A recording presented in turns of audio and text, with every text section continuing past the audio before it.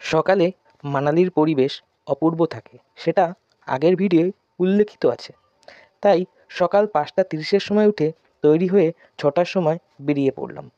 মানালির ম্যাল road পেরিয়ে বিয়াসের তীর ধরে হাঁটতে শুরু করলাম। অপূর্ব নদী এই বিয়াস। যেহেতু সময়টা ছিল শীতকাল, সেহেতু তিত্তির করে বয়ে চলেছে এই বিয়াস। টুকটুক করে হাঁটছি আর চোখে পড়ছে বিয়াসের এই অপরূপ সৌন্দর্য। বিয়াসের জল থেকে উঠছে মেঘের মতন এক কুয়াশা, সেদিক ঢেকে দিচ্ছে অপর পাড়ের বনজঙ্গল। আমাদের গন্তব্য আজ যোগিনী ফলস, সেটিকে ট্রেক করে তার ছোঁয়া পাওয়া। এবার আসলো উৎরাইয়ের পথ। যোগিনী ফলসে গাড়িতেও যাওয়া যায়, তবে আমাদের লক্ষ্য ছিল ট্রেক করা। ধীরে ধীরে হাঁটা শুরু করলাম। সভ্যতার সাথে সব সম্পর্ক ছিন্ন করার পর আসলো ঘন জঙ্গল।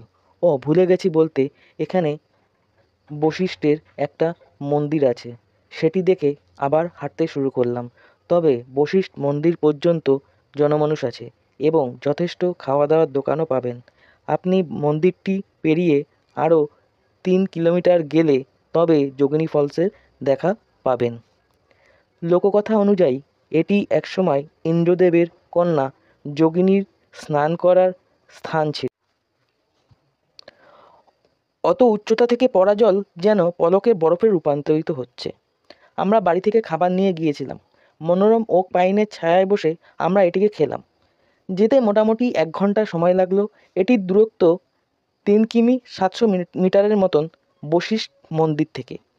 এই জলপ্রপাত দর্শনের কোনো প্রবেশ মূল্য নেই। এটি সকাল 6টা থেকে সন্ধে 6টা পর্যন্ত খোলা থাকে। মনোরম পাইন ওকের ছাওয়া আর পাশ দিয়ে বয়ে যাওয়া বিয়াস নদী এটির সৌন্দর্য আরও বাড়িয়ে তুলেছে। মানালি ভ্রমণের গল্পের জন্যে আমাদের পাশে থাকুন, আর লাইক, সাবস্ক্রাইব, শেয়ার করতে কিন্তু ভুলবেন না।